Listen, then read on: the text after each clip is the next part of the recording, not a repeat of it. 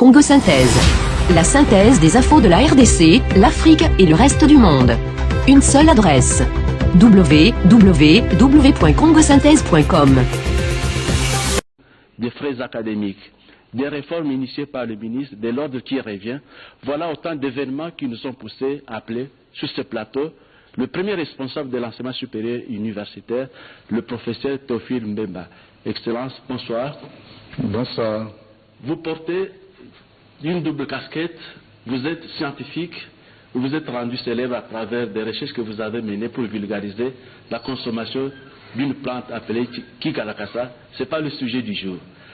Vous êtes aussi politique, si je ne m'abuse pas, vous avez été gouverneur de la ville de Kinshasa, directeur du cabinet du président de la République, ministre de l'Intérieur, bien avant ministre de l'enseignement supérieur universitaire, et vous revoilà de nouveau ministre de l'enseignement supérieur universitaire.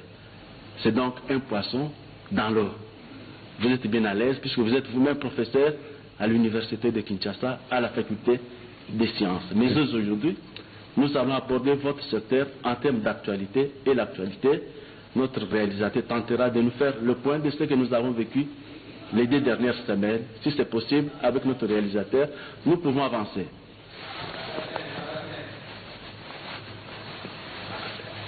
Je disais qu'il y a beaucoup d'événements qui sont intervenus dans le secteur de l'enseignement supérieur et universitaire, et au nombre de ces événements, il y a des réformes que le ministre est en train d'initier, notamment pour stabiliser le 3e cycle, ce qui est important, mais au-delà, il y a eu un fait qui a bousculé la structure au niveau de Kinshasa. Un certain nombre de dirigeants ont pris l'initiative d'augmenter les frais académiques, certainement sans l'autorisation de la hiérarchie ou sans consultation au niveau du partenariat. À ce niveau, si nous sommes en accord avec notre réalisation, nous pouvons balancer les derniers faits d'actualité au niveau de l'enseignement supérieur et universitaire.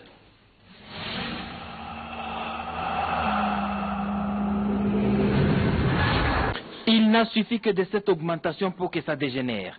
Les étudiants de l'Institut national des bâtiments et travaux publics, INBTP, se sont révoltés contre la décision de leur comité de gestion de revoir à la hausse les frais académiques et les frais de logement. La tension qui en a résulté a nécessité la descente sur le terrain du ministre de l'Enseignement supérieur et universitaire, Théophile Mbemba Fundoudi Luindu. La première démarche du ministre était de faire libérer les étudiants arrêtés et la deuxième, c'était la surséance de cette augmentation des frais. Théophile Mbemba Fundu a décidé d'écouter tour à tour le comité des étudiants et le comité de l'INBTP afin de prendre une position éclairée. Ce qui se passe exactement ici à l'IBTP, on en est marre. Ça fait 4 ans qu'on est ici à l'IBTP. Chaque année, il y a toujours une hausse des frais académiques. On ne sait pas en vertu de quoi il y a cette hausse des frais académiques chaque année. On ne peut pas alerter le reste des étudiants par un petit groupe, faire circuler une fausse information. Vous êtes journaliste.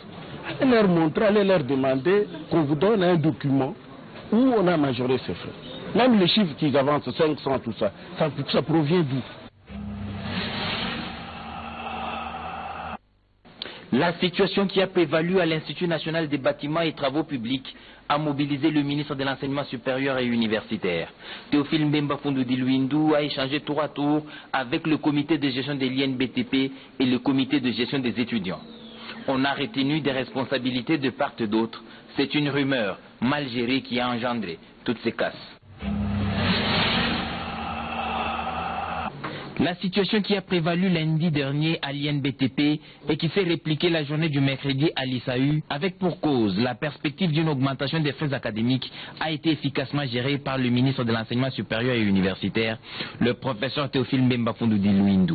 Après des rencontres singulières avec les comités de gestion des instituts précités, l'heure était à la prévention. Ainsi, tous les chefs d'établissement d'enseignement supérieur public ont été convoqués et se sont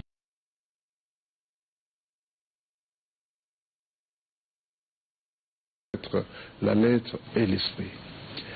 Parce que, après une analyse approfondie des événements que nous avions vécus, il s'est avéré que, primo, c'est au niveau de la gestion de cette question de frais académiques qu'il y a eu une grosse incompréhension. des suspicions, et je dirais même des malentendus. En fait, de quoi s'agit-il? Au début de chaque année académique, c'est ce que nous avons fait en septembre, nous publions une instruction académique qui porte directive que le chef d'établissement, que l'ensemble des communautés de l'enseignement supérieur universitaire doivent suivre pour la gestion administrative, académique, financière et scientifique, et même pour ce qui concerne les activités culturelles et sportives. C'est ce que nous avons fait. Au niveau de cette instruction, il y a évidemment le volet qui intéresse sont les frais académiques.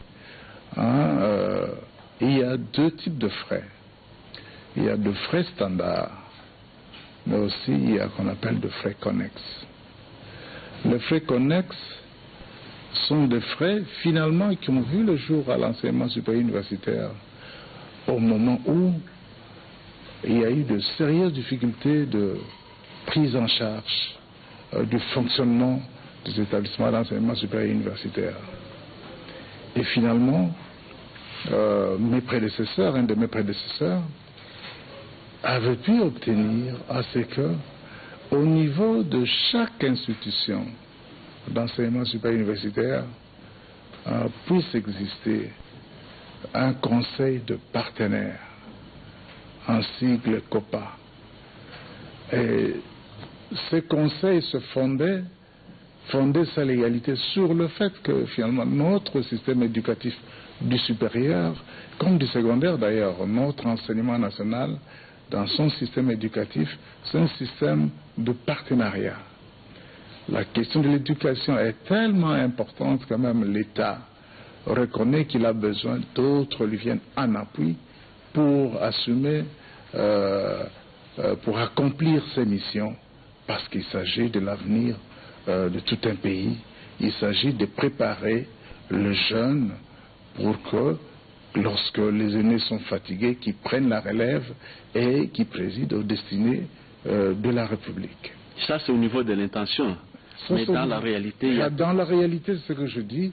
Dans la réalité, ce conseil de partenaires, c'est lui qui apprécie les partenaires de chaque institution, qui doit apprécier sur base de propositions faites par le comité de gestion les initiatives à prendre au courant de l'année académique en vue d'améliorer soit la gouvernance, soit la qualité de l'enseignement, ou les activités scientifiques, ou les activités culturelles et sportives. Alors les comités de gestion qui est en charge de la gestion proposent aux partenaires le projet qu'ils pensent entreprendre pour l'année académique suivante. Et alors, l'instruction 017 stipule très clairement que pour la fixation de ce frais-là, toute augmentation doit faire l'objet d'un consensus entre les partenaires. Et donc, il faut qu'il y ait des discussions dans ces comités qui comprend les membres des comités de gestion, les membres, les délégués du corps académique, du corps scientifique, du corps administratif ouvrier et technique, mais aussi les étudiants, la coordination des étudiants. Et donc, ils doivent arriver à un consensus s'ils veulent entreprendre des initiatives en vue d'améliorer l'un ou l'autre des secteurs de l'institution. Et ceci est tout à fait normal, parce que, monsieur le journaliste, comme vous savez, dans aucun pays du monde où on vous dira que toutes les institutions d'enseignement supérieur universitaire ont le même niveau en termes de qualité des formations, non. Chacune des institutions s'organise pour que, du point de vue de sa réputation, qu'ils soient reconnus être les meilleurs, en bonne position. C'est pour cela qu'existent les rankings, qu'on appelle les classements des institutions d'enseignement supérieur universitaire, des universités tout court. Et donc, les partenaires au niveau de chacune des institutions peuvent se décider pour le le bienfait de l'institution, pour la qualité de la formation de l'institution, de considérer que, à titre exemplatif, notre institut du supérieur, par exemple, du commerce, hein, c'était une salle où il y avait aussi plein d'étudiants, parce que je recevais tout le monde. Alors les étudiants sont écriés en disant, mais quoi? Mais de quel PV vous parlez? Mais de quel jour est-ce que vous êtes venu? Vous vous êtes référé à nous, votre base, pour en discuter. J'ai compris, par cela, que l'esprit du consensus de la 017 n'était pas respecté. Cela veut dire que les membres des comités de coordination qui sont allés négocier avec les comités de gestion, finalement, ont défendu leur propre position sans se référer aux autres camarades. Et depuis lors, j'ai donné l'instruction, que ce soit à l'IPEN. À l'IPEN, c'était d'ailleurs la même situation. J'ai d'abord interdit, sur instruction du président de la République, pour que cette affaire des minéraux qui devaient bouger ne bouge plus. Nous avons interdit cela. Et nous avons instruit les comités de coordination pour leur dire qu'écoutez, vous avez une base que vous avez élue. Si vous êtes coupé de la base, vous n'avez plus de légitimité. Vous ne pouvez pas aller en comité, en conseil de partenaires sans vous référer aux autres camarades. C'est seulement quand vous êtes référé à tous les autres camarades et qui sont d'accord avec vous que vous pouvez aller défendre ce point de vue. Ok, monsieur le ministre, sur ce point, nous fermons ce dossier. Vous l'avez suffisamment analysé, expliqué, et nous ouvrons une autre parenthèse. Il y a aussi un secteur dont on a beaucoup parlé, l'organisation des troisième cycles à travers les universités. Et là aussi, vous avez des amateurs. Le cas le plus flagrant, s'il faut l'identifier ici, c'est le cas de l'IPEN. Qu'en est-il? Oui, le cas de l'UPEN a même fait l'objet d'une question orale avec débat au niveau du Sénat. Je me suis suffisamment expliqué là-dessus. Qu'en est-il? En fait, le problème n'est pas si compliqué que cela. Bien entendu qu'à un moment donné, au niveau de la République, la problématique de la relève académique vraiment se posait sérieusement. Et d'ailleurs, elle se pose encore. Parce que la moyenne d'âge de professeurs aujourd'hui est au-delà de 60 ans. Et donc, il fallait trouver deux remèdes. Parmi les pistes de solutions, au niveau du gouvernement, un de mes prédécesseurs avait autorisé un certain nombre d'établissements, environ 14, de pouvoir organiser ces enseignements de troisième cycle, lesquels conduisent après de SDA à défendre une thèse de doctorat et alors qui confèrent le grade de docteur lorsqu'on l'a bien défendu, qui est le grade le plus élevé des institutions universitaires. Et alors, au niveau de ces établissements autorisés, ils ont commencé à organiser ces enseignements. Et puis très vite, le gouvernement, quelque temps après, s'est aperçu qu'il y avait un dérapage. Un dérapage qui finalement signalait qu'il n'était pas évident que tous ceux qui étaient proclamés docteurs, de par les attentes du gouvernement congolais, qu'ils avaient et le savoir-faire et les compétences et l'esprit de créativité que leur conférait leur titre. Et donc, le Premier ministre, à ce moment-là, a instruit le ministre de l'Enseignement supérieur et universitaire, mon prédécesseur, un de mes prédécesseurs, d'arrêter cela, ce dérapage. Et il a été interdit à tous les établissements qui avaient été autorisés à son temps de poursuivre l'organisation de ces enseignements de troisième cycle, exception faite des universités anciennes, traditionnelles, c'est-à-dire l'université de Kinshasa, l'université de Lubumbashi et l'université de Kisangani. Le seul était autorisé par le gouvernement. Pour les autres, le gouvernement avait décidé d'y voir clair.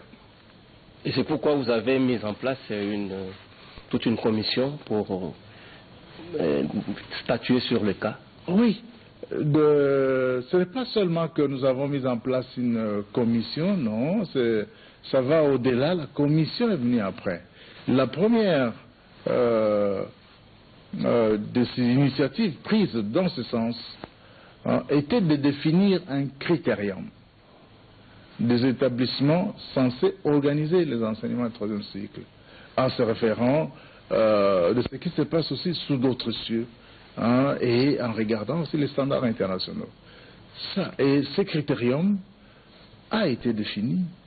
Le gouvernement a dû même recruter deux consultants, un national et un international. Ils ont travaillé là-dessus et ils ont dégagé un critérium, 12 critères environ.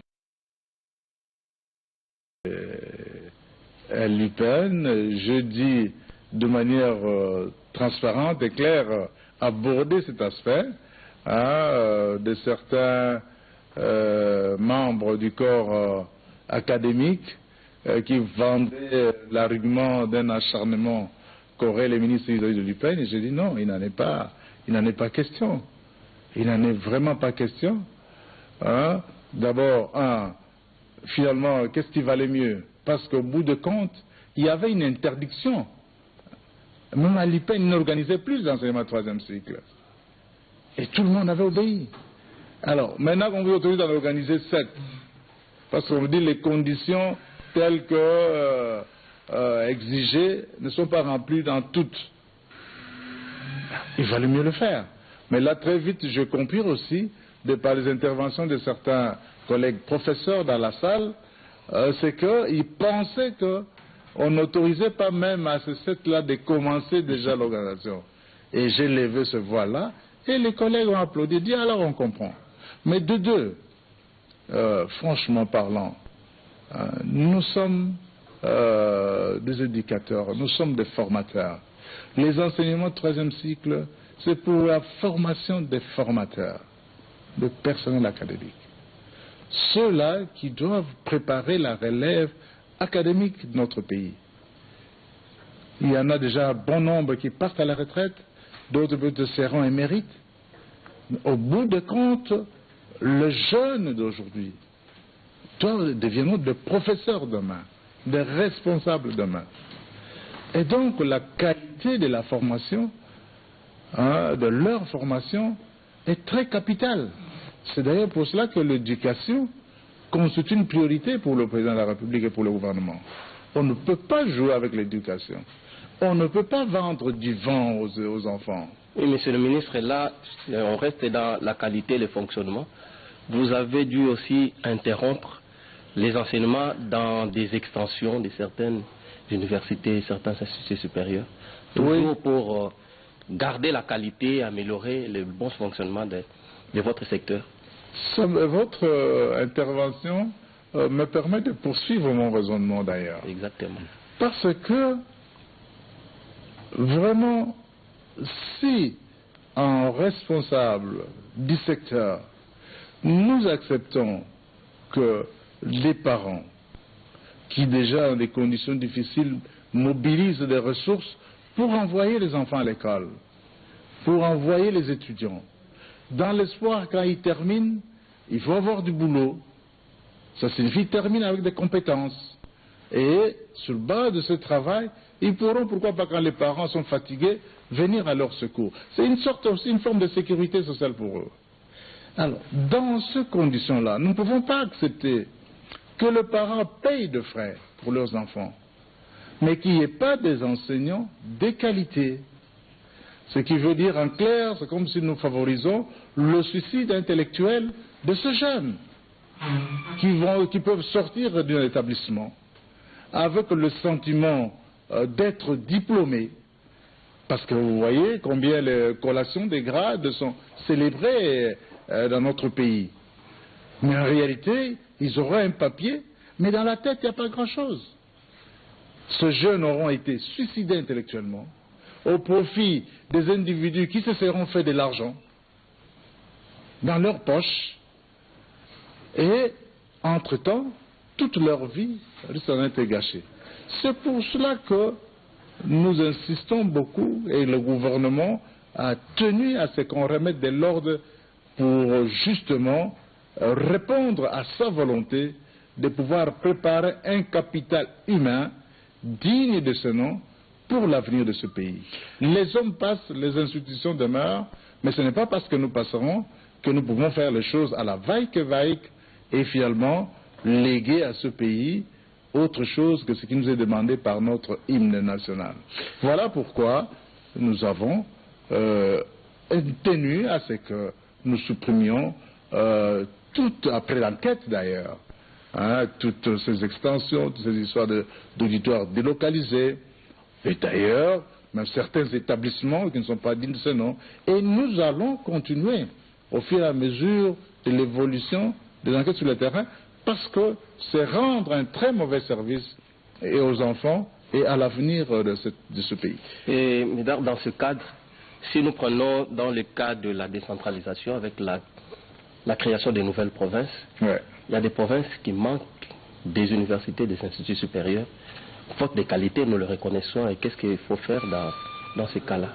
J'espère que tout le monde doit venir à Kinshasa, à Lubumbashi, à Kisangani. J'espère que vous voulez pas me dire que bon, parce qu'il y a décentralisation, bon, qu'il vaut mieux avoir n'importe quoi qui va s'appeler université ou institut supérieur dans un coin et que les enfants y aillent, même s'ils n'apprennent rien. Les membres du corps académique pour y réfléchir. Très prochainement, nous avons décidé de recruter un consultant. C'est le gouvernement qui a décidé, un consultant au niveau international et un consultant au niveau national. Et ils vont travailler avec notre administration et nous-mêmes pour justement régler cette question de mise en œuvre du système LMD en République démocratique du Congo. Il y a des pays où ceci a été décrété, le gouvernement avait décidé de décréter que du jour au lendemain en disant voilà la loi tombe, tout le monde doit y aller. Et a mis le paquet nécessaire, n'est-ce pas, pour les équipements et tout ce qu'il fallait pour qu'on y aille. Mais il y a des pays où ça ne s'est pas décrété, où l'évolution a été progressive, avec le temps, d'une institution à l'autre.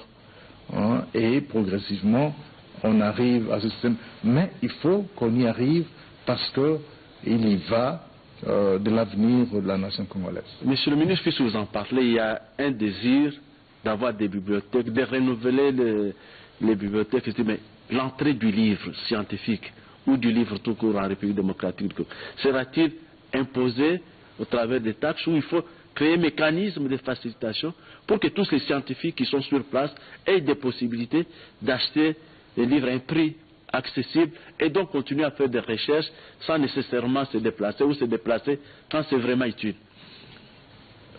D'abord, d'une manière, je voudrais vous signaler qu'un des points recommandés par la loi cadre, c'est de pouvoir promouvoir l'enseignement ouvert et à distance.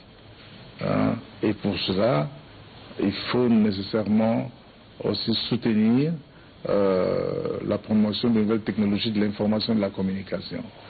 Et donc, à ce titre-là, il y a des bibliothèques virtuelles qui vont exister, il y a des campus numériques qui sont déjà en expérimentation. Comme c'est le cas de CDSURC. Voilà. Donc, c'est pour vous dire que finalement, comme on dit, le monde devient un village. Alors, par rapport au livre, de manière générale, vous savez que tout ce qui vient pour les comptes des universités, des instituts supérieurs, généralement c'est exonéré. C'est exonéré. Et au fur et à mesure, alors vous dites, est-ce que, comment faut-il favoriser pour que les scientifiques qui veulent faire la recherche puissent avoir accès aux livres? Ce que nous faisons, nous encourageons ces bibliothèques virtuelles, mais nous encourageons aussi, bien entendu, le physique. Et dans tout programme que nous faisons maintenant, pour les équipements de laboratoire, parce que vous savez que le gouvernement va, au courant de l'année prochaine, avec l'appui de la Banque mondiale, va équiper au moins 19 institutions qui vont voir leur laboratoire étapé. Il l'a déjà fait, le gouvernement, au niveau de la faculté polytechnique. Si vous allez au niveau de la faculté polytechnique, c'est vraiment du standard international. Il faut que le personnel académique maintenant suive et les étudiants soient formés à ça. Dans les 9-10 mois qui suivent, avec l'appui de la BAD, la faculté de sciences va emboîter le pas et 19 autres vont suivre. Et donc, progressivement, et dans tous ces cas-là, nous tenons à ce que la dimension de la documentation, le développement de bibliothèques puisse être considéré. Monsieur le ministre, vous avez parlé aussi des instructions que vous avez données, que vous donnez généralement au début de chaque année pour les universités et les instituts supérieurs. Nous sommes au niveau de la concrétisation ou bien du suivi, notamment le respect du calendrier académique. Au niveau, par exemple, de l'UNIKIN, c'est chaque faculté qui clôture en son temps, tel au mois de mars, l'autre au mois de février. Est-ce qu'on peut arriver un jour à régulariser cela, à amener toutes les facultés ou toutes les universités et instituts supérieurs à respecter le calendrier et que tout se fasse au temps réglementaire? C'est une exigence de l'instruction 017. Nous l'avons répété lors de l'ouverture de l'année académique à l'université de Kinshasa. Nous avons relevé aussi cette grande faiblesse de l'université de Kinshasa en disant que elle doit savoir comme une première université que quelque part il ne faut pas que ces pesanteurs retiennent les autres institutions du pays de par le fait que finalement ce qui sort, ce qui part de l'université de Kinshasa quelque part contribue en fait à donner une image générale de l'ensemble de l'enseignement supérieur universitaire et que donc ils doivent aussi faire un effort pour se mettre au pas. C'est mon combat, convoquer le dialogue national inclusif. Alors, maintenant, dans quel objectif? Dans l'objectif de l'organisation des élections apaisées. Parce que l'expérience de 2006, et je suis bien placé pour vous le dire, l'expérience de 2006, elle n'était pas, à l'issue de l'organisation des élections, a révélé qu'il y a eu des problèmes. Il y a eu des guerres dans cette ville. Dans cette ville. L'expérience de 2011, il y a des gens qui n'ont pas su battre campagne. Parce que contraints par ceux qui n'étaient pas d'accord avec eux pour qu'ils ne les fassent pas, sinon ils mettaient en jeu même leur vie physique. Et donc, toutes ces questions-là pour un pays qui veut émerger à l'horizon 2030, pour un pays qui installe la tradition de la démocratisation, il est important qu'on mette fin à cela. C'est pour cela que le président de la République a considéré qu'il était important que, effectivement, que les Congolais se retrouvent. Comme ça, on peut regarder cette question des calendriers électoraux, cette question de l'enrôlement de nouveaux majeurs, qui était d'ailleurs demandée par l'opposition, la question de financement, etc. Donc, toutes ces questions qui peuvent permettre à ce que les élections en 2006 puissent se faire de manière apaisée. Et je crois que c'est une excellente chose, et le peuple congolais dans son ensemble, nous devons soutenir, nous devons dialoguer. Nous ne pouvons pas refuser, comme fils d'un même pays, de nous parler. Et d'ailleurs, c'est une tradition dans notre pays. C'est une tradition. Vous remontez de tout le problème qu'on a eu, à chaque fois ça s'est terminé. C'était le Lobour, c'était Elisabethville, c'était l'Ovanium, c'était à Tararive, et puis récemment on a vu Palais des Marbres 1, Palais des Marbres 2, etc. Et puis enfin il y a eu le dialogue intercongolais. Nous devons apprendre à nous parler. Ce n'est qu'en nous parlant, en dialoguant, que nous pouvons trouver des solutions à nos problèmes. Même si on ne demande pas qu'on s'aime, mais on demande qu'on se parle pour l'intérêt supérieur du pays. Hein? Et c'est de cette manière que notre pays avancera. Sinon, comment vous allez faire autrement? D'autant plus que la Constitution, elle est claire. Elle définit toutes les règles, n'est-ce pas? Hein? Il y a des institutions élues. Il y a un président en fonction qui demeurera jusqu'à l'avènement d'un nouveau président, de l'autre président qui sera élu aux prochaines élections. Alors, vous allez faire quoi entre-temps? Si vous ne voulez pas vous parler et qu'on organise des élections apaisées. Et il y a un autre article même qui dit que lorsque des institutions sont en place, si vous tentez de les renverser, en fait vous commettez un crime imprescriptible. Alors vous faites quoi? Non, la responsabilité exige que nous acceptions de parler, les acteurs politiques de l'opposition, de la majorité et les acteurs de la société civile, qu'on se parle, qu'on se dise des choses et à ce moment-là qu'on voie quelle est la voie à suivre face aux difficultés auxquelles le pays est heurté actuellement. Merci le ministre. Nous venons de comprendre que c'est de la responsabilité du politique, du leadership politique, d'apprendre à se parler, de se parler. Mais la question du dialogue intercongolais ou du dialogue politique inclusif nous a permis plutôt d'atterrir. Un mot de la fin, vous avez à peine 30 secondes. Je vous remercie de m'avoir invité à cette émission. Nous devons savoir que l'éducation est une priorité pour le président de la République. L'éducation, c'est un secteur capital pour l'avenir de notre nation. C'est le socle du développement. Nous ne pouvons pas accepter tolérer que nos enfants puissent être suicidés intellectuellement par ceux qui par moment décident d'ouvrir des boutiques académiques pour se faire de l'argent sans se soucier de la qualité de la formation. Et ensuite, nous sommes Congolais. Nous sommes des créatures de Dieu. Les hommes passent, les institutions demeurent. Nous passons que nous le voulions ou pas. Et donc, nous devons apprendre comme Congolais, comme nous recommande notre hymne national, à nous parler, à dialoguer et à faire en sorte que nous puissions léguer aux générations futures un Congo beau, fort, prospère, avec un peuple qui se sente très à l'aise d'être dans ce pays. Merci, monsieur le ministre, pour l'éclairage que vous avez bien voulu accorder à l'émission Question d'actualité. Vous avez apporté suffisamment de la lumière. C'est vrai, un champ de l'enseignement supérieur universitaire est bien vaste et on ne pouvait pas aborder en 45 minutes toutes ces questions. Encore une fois, merci à vous, chers téléspectateurs. Nous vous disons également merci pour tout l'intérêt que vous avez